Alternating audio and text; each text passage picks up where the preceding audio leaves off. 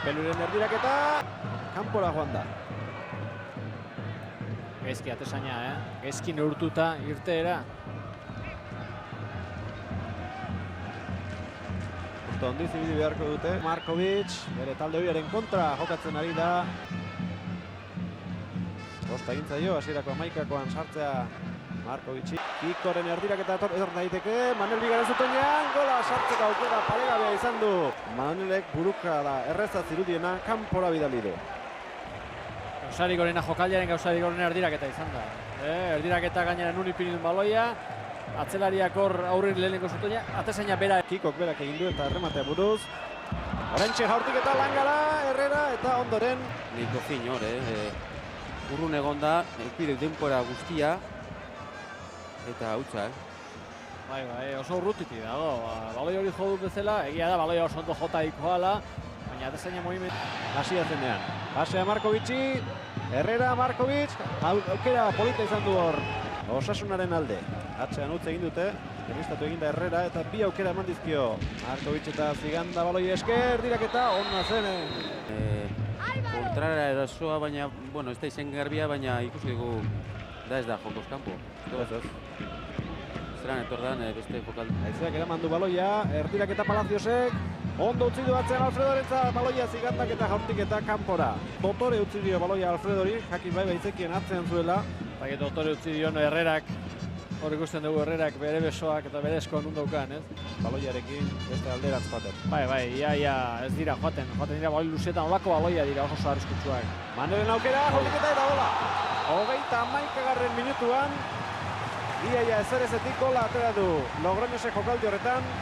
Igor Arenazak pasea Maneli eman, baloia ondo kontrolatu, utzi egin dio atzelariak behar baino gehiago, eta ezkerrez Anzolen ateko sarea zulatu du Marcon Antonio Boronaten taldea bat eta huts aurreratu da. Azkeneko minutuak hobeak izan dira kanpoko taldearen aldetik, baina gola sartu duena Logroños izan da jokaldi honetan. Aitorri baloia gainetik pasa eta bikain gurutzatu du baloia sarera. Maila handiko jokaldia, benetan ez da bigarren mailan dagoen jokaldi batena, ondo eroan, lehenengo kontrolez eta gero errematea beha amaitu be oso ondo. Ondo hori da Osasunaren, Logroñosen arriskoa eta Osasuna kontu ibili behar duena, Esian bost jokalari jarri ditu Cesarrek, jaurtik eta Orbaizek eta kanpora joan da. Askotan Osasunak jaurtitzen du bigarren jokaldian bila joateko, horre Kuko edo Markovic alako jokaldiak aprobetxatako bigarren jokaldian. Ez dugu gola ikusten. Bigarrena sartzeko zorian Logroños eta sartu du. Azkenean, sartu du Logroñosek utz ikaragarria, Osasunak atzean egin duena. Santzolek ez zirudien arazorik izango zuen ikutu du eta zutoinaren ondoren Igor Arenaza izan da Logroñosen bigarrena sartu duena. Lehen da biziko aldiz, oraintxe iritsi da Boronaten taldea beste areara, baina aski izan da bigarrena sartzeko.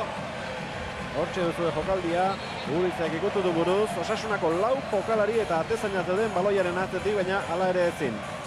Aitor ustekabean harrapatu du erreboteak eta atzetik itorriz, Igor Arenaza izan da gola sartu duena. Estraineko partiduan, Levanteren kontrakoan sartu zuen aurreneko gola, eta gaurkoa bigarrena du aurtengo denboraldian. Aldaketa oraintxe, Kuko Zigandaren ordez Preziak, Emekaren ordez Puñal, beraz, orain arte egin ez duena Osasunak hemendik aurrera egin beharko du eta begira gelditu dira Osasunako. Osasunari lehen zaila baldin bat zegoen bat eta hutsekoarekin, are eta zailagoa. Alfredoren jaurtik eta Cesarrek gala izan. Baina baloia bere ganatu du. Cesarrek beste jokalari gehiago. Hortxe da Alfonsoren gola, atzetik aurrera iritsi da Alfonso eta Osasunak. Eta oraindik baditu minutu batzuk jokaldi hauetan iradia lortzen saiatzeko. Bai, hauek dira minutu itxarrenak, Logroñesentzako azkeneko minutuak iritsi dira. Harrigarria da, orain arte bat ere estualdirik igaro gabe zen Cesar, ezertxeretzen Osasuna egiten ari. Alfredo.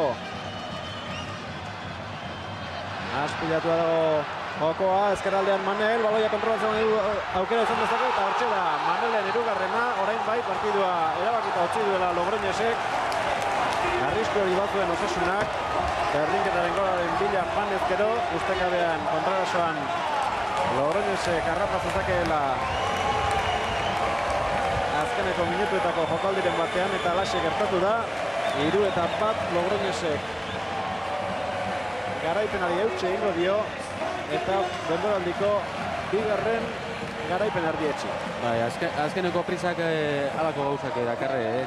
Alfredo Korre baloi bat galdu du zelai erdian eta bueno, azkeneko minututan partidua apurtuta dago eta halako gauzak. Osasunaz Logroñesentzako eta Osasunentzako garrantzitsua alderantziz. Horrek zalantza asko sortuko duelako, gaientzako Iruñatik gertuta jende asko jun eta galtzea eta nola galdu gaia ikustea hemin gehiago egiten du eta ikusi behar astean zehar lasaitasun pixka balin badago, prestatu ondo partizten partida eta garrira zemen igandean. Osasunak etxetik kanpora jokatu dituen partiduetan oso emaitza txarrak lortu ditu. 5 partidu jokatu, bat irabazi, baina beste 4 galdu. Etxean hainbestean ari dira Lotinarenak, baina gehien bat etxetik kanpora ari dira orain arte benepen jutxe egiten. Partiduko lehendabiziko gola Manelek sartu du 31. minutuan, Arenazak pasea area barrura eman. Igor Arenazak sartu du bigarrena, Urizek baloia buruz errematatu. Sanzolek ezin izan du behar bezala urrundu, Zutoña jo, zelaira itzuli da. Eta Gipuzkoarra izan da baloia barrura sartu duena. 39. Alfonsok 2-1 estutu du behin-behineko emaitza, baina neurketa